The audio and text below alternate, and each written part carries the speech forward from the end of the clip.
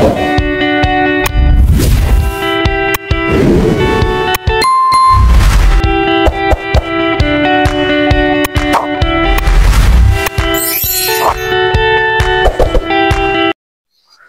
वालेकुम स्टूडेंट्स, आज का जो हमारा टॉपिक है वो 9th क्लास की बायोलॉजी है, चैप्टर 3 है सर। उसके अंदर हम लोग दी सेल टॉपिक जो है, चैप्टर दी सेल है, उसके बारे में डिस्कस कर रहे थे। तो आज का जो हमारा टॉपिक है वो है एक सेल ऑर्गेनेली सेंट्रियोल।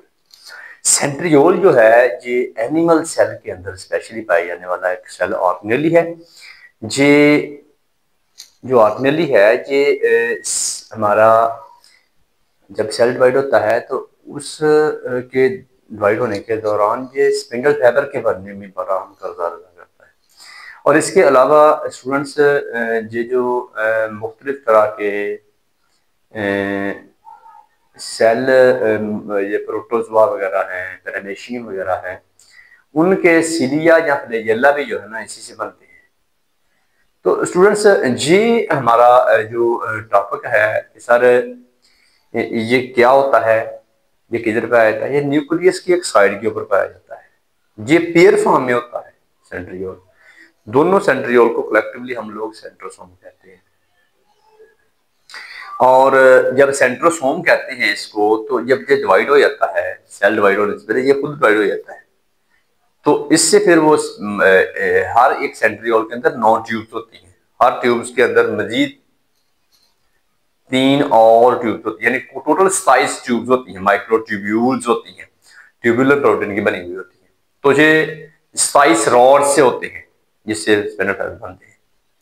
तो स्टूडेंट्स ये जो है ना, जिसके बारे में आपको बता रहा हूँ कि ये सर ये माइटोटिक अपरेटस जो बनता है स्पिंडल फाइबर, वो इससे बनते हैं। तो आइए स्टूडेंट्स, आपकी बुक के अंदर जो इसके की पॉइंट है उसके बारे में डिस्कस करते हैं, कि उसको लिखते हैं एक एक करके। तो इसमें देखते हैं स्टूडेंट्स के सेंट्रियोल जो है ये बैरल शेप होते हैं, ये बैरल शेप होते हैं, ऑर्गेनेली है, barrel shape organelle, barrel shape organelle हैं।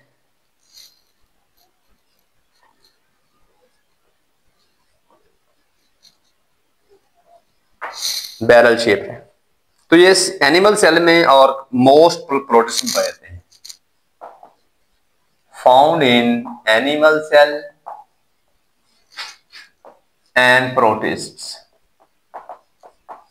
ये इन्हीं के अंदर पाए जाते हैं बेसिकली। नंबर 2 सर, इसके बारे में ये है कि ये प्रोकैरियोट्स और हायर प्लांट्स के और absent in prokaryotes, fungus, higher plants, ये यहां नहीं पाए जाते।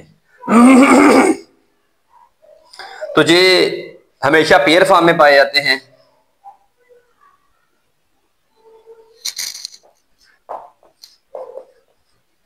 Found in pair form, arrange right angle to each other. दोनों जो है ना ये एक दूसरे के साथ बिल्कुल 90 का एंगल बना के पड़े हुए होते हैं। तो ये paired centriole are called centrosome,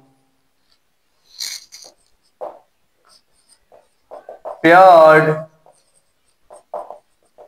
centrioles are called centrosome near nuclear envelope।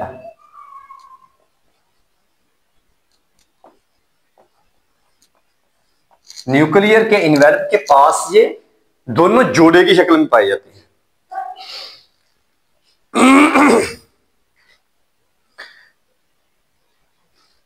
Microtubule के 9 ट्रिपलेट्स पाए जाते हैं। ईच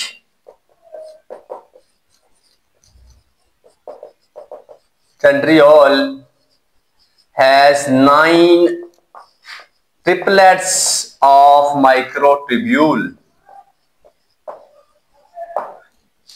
माइक्रोट्यूब्यूल के 9 ट्रिपलेट्स इसके अंदर पाए जाते हैं हर एक सेंट्रियोल के अंदर, जो कि ट्यूब्यूलन प्रोटीन के बने हुए होते हैं। ट्यूब्यूलन प्रोटीन, ठीक है जी। तो सेल डिवीजन के स्टार्ट के अंदर सेंट्रियोल जो है उनका जोड़ा जो है वो डुप्लीकेट हो जाता है और अपोजिट पोल की तरफ चला जाता है। एट स्टार्ट ऑफ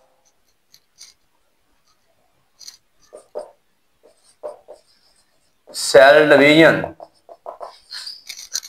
के स्टार्ट के ऊपर सेंट्रियोल का जो जोड़ा है डिवाइड हो जाता है। सेंट्रियोल जो है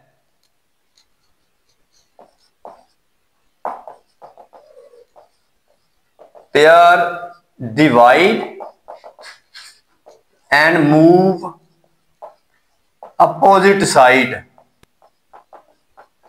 मुखालिफ सिमत में चला जाता है, एक इधर एक उधर।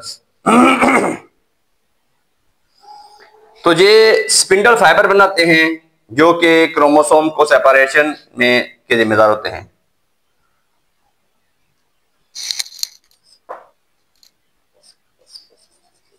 दे फॉर्म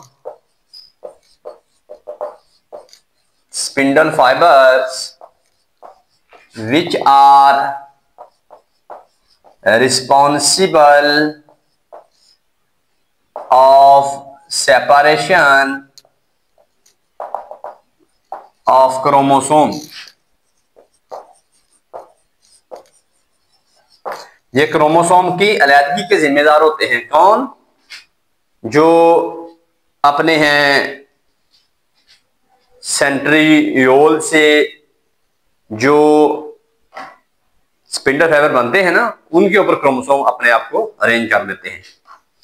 तो आगे देखते हैं कि सेल जिनके अंदर सीरिया या फ्लैजेला होते हैं वो भी सेंट्रियोल रखते हैं अपनी सेल मेम्ब्रेन के पास।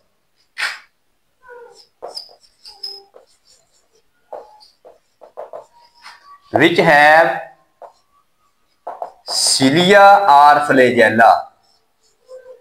वो सेल जिनके सीरिया होते हैं, मसलन आप बैक्टीरिया देख लें, पैरामीशियम देख लें, हैव क्या रखते हैं? Centriole near the cell membrane.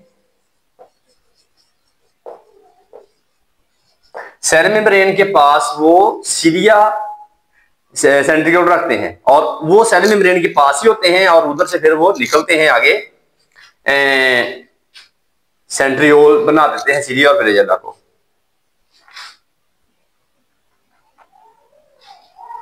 इन वो सेंट्रियोल जो सेल मेम्ब्रेन के पास होते हैं उन्हें बोलते हैं these centriole are called basal body.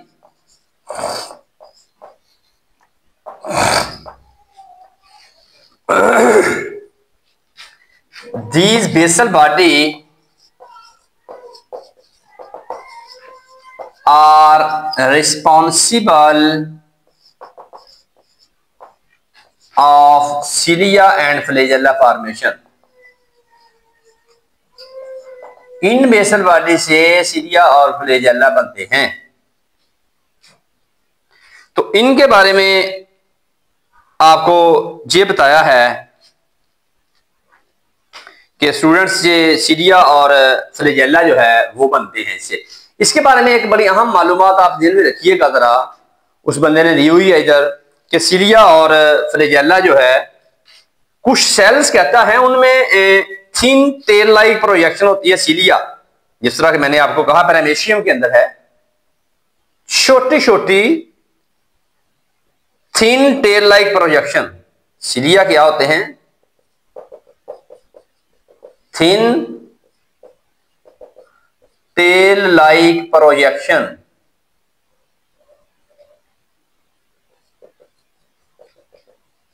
छोटी छोटी होती हैं टेल लाइक प्रोजेक्शंस होती हैं उन्हें हम लोग कहते हैं सिलिया। सर एक और चीज भी होती है, वाहद होता है सीलियम, सिंगुलर होता है सीलियम, जमा सीलिया। इसके बाद है कि फ्लैजेला,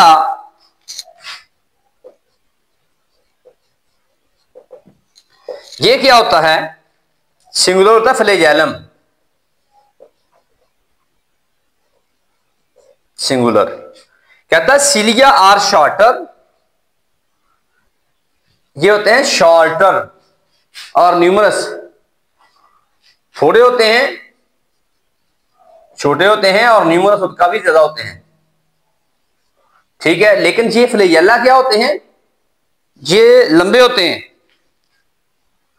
फ्लैजेला जो होते हैं ये लंबे लेकिन less number, longer less number, तादाद में थोड़े होते हैं। यूकैरियोटिक सिलिया और फ्लैजेला 9 पेयर ऑफ माइक्रोट्यूब्यूल पर मुश्तमिल होते हैं। यूकैरियोट के सिलिया और फ्लैजेला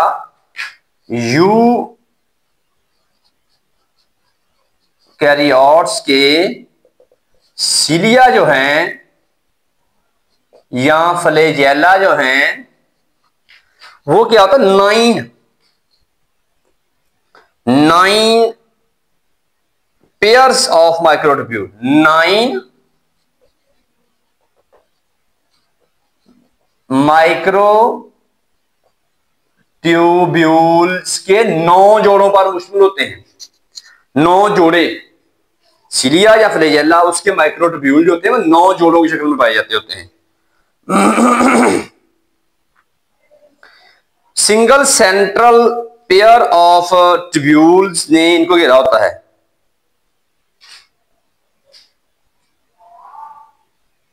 कहता है कि यूकैरियोटिक सेल के सिलिया और फ्लैजेला जो है ना वो 9 पेयर होते हैं माइक्रोट्यूब्यूल के, उन पर मुश्तमिल होते हैं,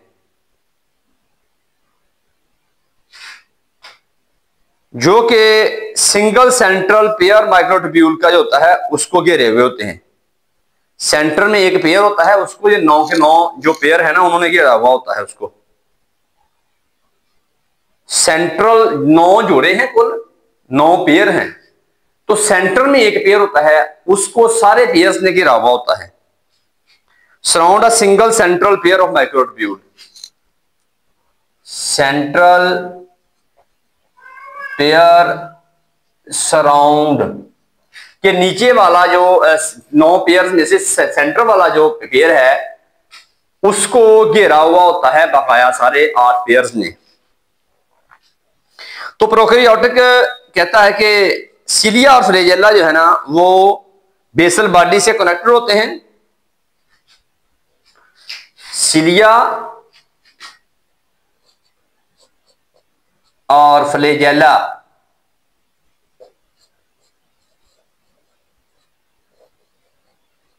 connected to basal body, basal body के साथ अपने आप को इन्होंने कनेक्ट किया हुआ होता है। प्रोकैरियोटिक सेल्स के अंदर भी फ्लैजेला होते हैं लेकिन वो कंप्लीटली मुख्तलिफ होते हैं। प्रोकैरियोटिक सेल भी होता है, ये भी जरूर बात रखिएगा सर। ये तो था ना यूकैरियोटिक सेल के फ्लैजेला और सिलिया, प्रोकैरियोटिक के भी होते हैं। प्रोकैरियोटिक सेल फ्लैजेला भी होते हैं।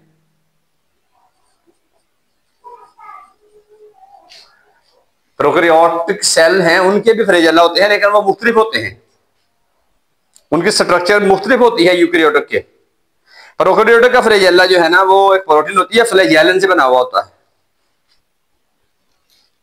ये फ्लैजेलिन प्रोटीन है उससे बना हुआ होता है फ्लैजेला। और काम क्या है सिलिया और फ्लैजेला का, फंक्शन जो है वो है मूवमेंट, ये मूवमेंट करवाते हैं। एक और भी आपको बात बताता चलूं कि स्टूडेंट्स सिलिया का एक और काम भी होता है कॉन्जुगेशन, ये नेक्स्ट क्लास में पढ़ेंगे आप। सेक्स, ये रिप्रोडक्शन होती है इनकी। कॉन्जुगेशन, ये भी इसका काम होता है एक, ये भी जरा बात ध्यान रखिएगा, वरना तो उसका काम मूवमेंट होता है। सीरिया फ्लैजेला का मेन काम जो है ना वो मूवमेंट होता है। तो आइए स्टूडेंट्स, इसको जरा मैं अपने अल्फाज में जरा इसको पढ़ता हूं, देखते हैं जो इसकी कमी कुताई है उसके बारे में कि सर जो सेंट्रियोल है वो 9 ट्यूब्स पर मुश्तमिल है। ऐसे 9 ट्यूब्स हैं इसकी। सर ये ट्यूब्स है ऐसे, इसको अगर मैं ऐसे करूं तो सर ये ऐसे एक ट्यूब ये बन गई, एक ये बन गई, 1 2 3, 3 ट्यूब्स एक के, इस तरह 9 3, ये 9 जो है 9 ट्यूब्स का एक जो है ना ये बंडल होता है।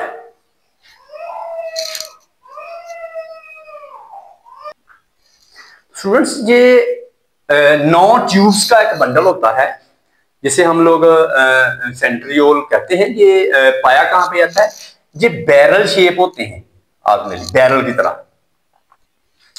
तो ये एनिमल सेल में और प्रोटिस्ट के अंदर स्पेशली पाए जाते हैं, ये बात ध्यान में रखिएगा। और प्रोकैरियोटिक सेल में और हायर प्लांट्स और फंजाई के अंदर ये एब्सेंट होते हैं।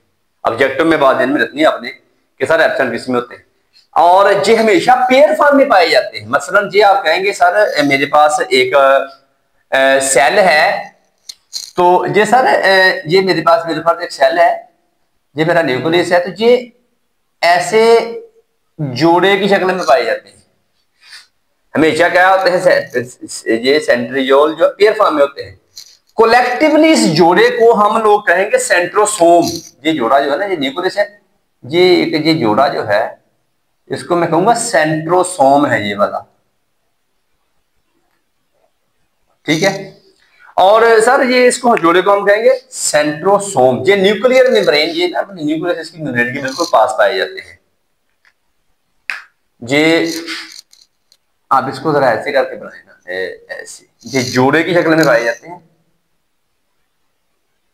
जी कोलेक्टिवली इसको हम लोग सेंट्रोसोम कहेंगे। है सेंट्रियोल अकेला अकेला सेंट्रियोल है, अकेला अकेला सेंट्रियोल है। कोलेक्टिवली अगर हम इसको कहेंगे तो फिर सेंट्रोसोम है।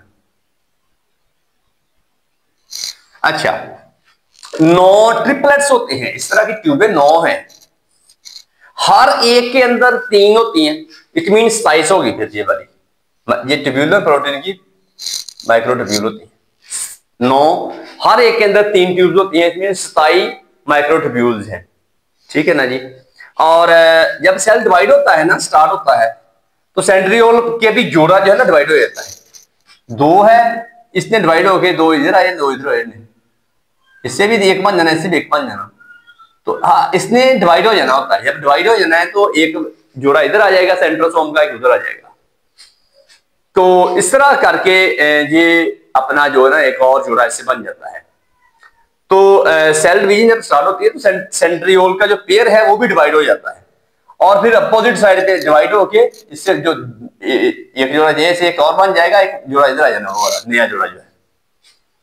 तो अब क्या है, उससे फिर बनना है स्पिंडल फाइबर। उससे स्पिंडल फाइबर जब बनेंगे तो स्टूडेंट्स स्पिंडल फाइबर की फॉर्मेशन कुछ इस तरह से होगी, आपको वो भी बताता चलूं कि स्टूडेंट्स ये जो अपने माइक्रोट्यूब्यूल है इसके बारे में आपको बता दूं कि सर इससे बनेगा ये अपने माइक्रोट्यूब्यूल से ये बनेगा क्रोमोसोम के स्पिंडल फाइबर। इनके ऊपर आके ऐसे क्रोमोसोम ने इनके ऊपर आके तरतीब, ये स्पिंडल फाइबर बन गए। इसके ऊपर क्रोमोसोम ने आके ना ये तरतीब पा जाना होता है।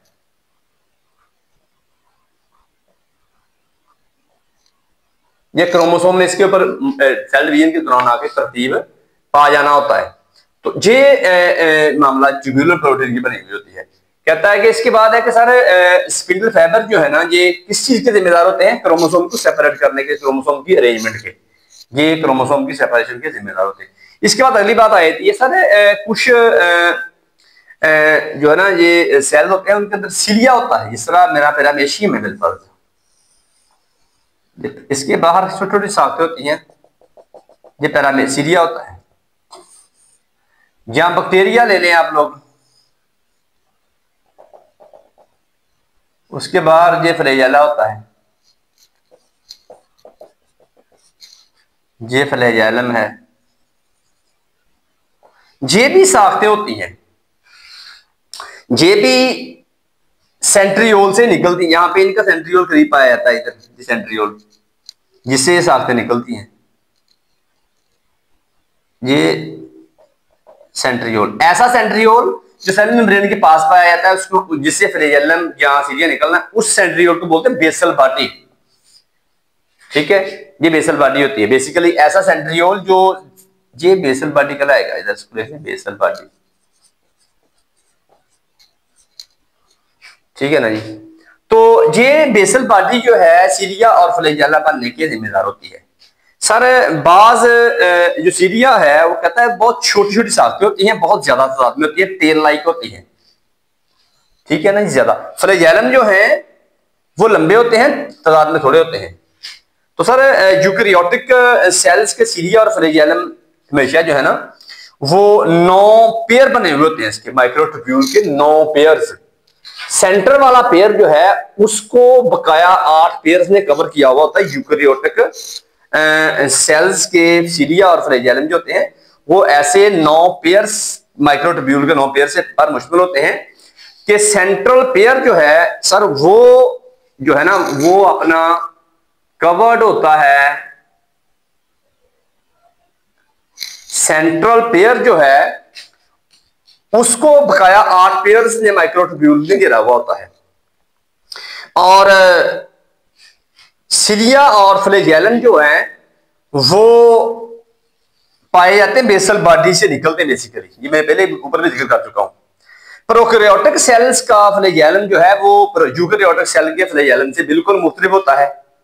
और बेसिकली काम जो है फ्लैजेलम का या सीरिया का, ये बेसिकली काम है मूवमेंट, जहां कॉन्जुगेशन, रिप्रोडक्शन की किस्में एक बैक्टीरिया के अंदर पाई जाती है या पैरामीशियम के अंदर पाई जाती है, वो है कॉन्जुगेशन। तो ये इस तरह करके आपको ये कुछ स्ट्रक्चर इसकी दिखाई हुई है कि स्टूडेंट्स ये फ्लैजेलम है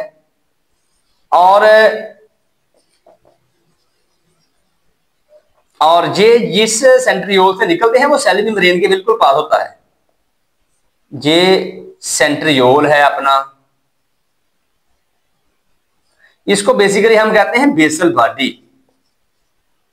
ऐसा सेंट्रियोल जो सेल मेम्ब्रेन के पास पाया जाता है और उससे जिससे फ्लैजेलम निकलता है उसको हम लोग बेसल बॉडी कहते हैं। ये अभी अक्सर में आपको सवाल आएगा। ये सीरिया होता है पैरामीशियम का, ये भी बेसल बॉडी से निकलता है। ठीक है ना जी। तो ये पैरामीशियम है, ये बैक्टीरिया है,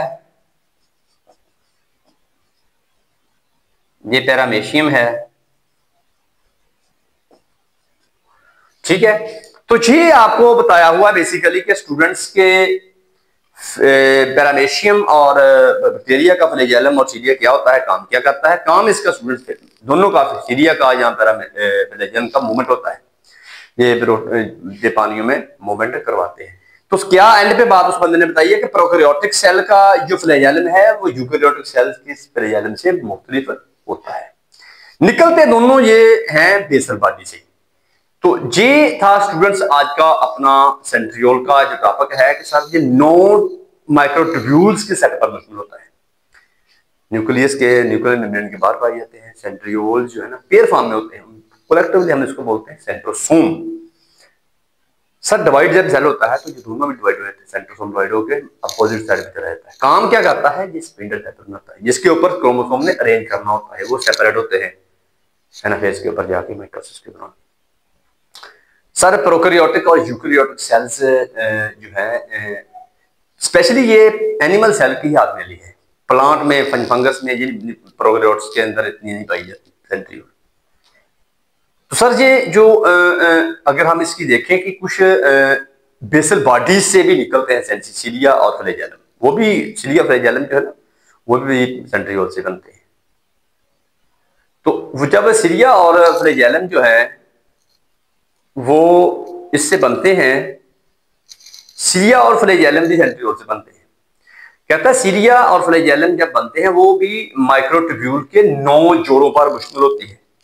सेंटर वाला पेयर जो है वो बकाया 8 पेयर से कवर हो जाता है। ऐसी सीरिया या फ्लैजेलम जो बेसल बॉडी से निकलती हैं, ऐसे सेंट्रियोल जो सेल मेम्ब्रेन के पास पाए जाते हैं और वहां से सीरियम और फ्लैजेलम निकलता है, ऐसे सेंट्रियोल को बोलते हैं बेसल बॉडी।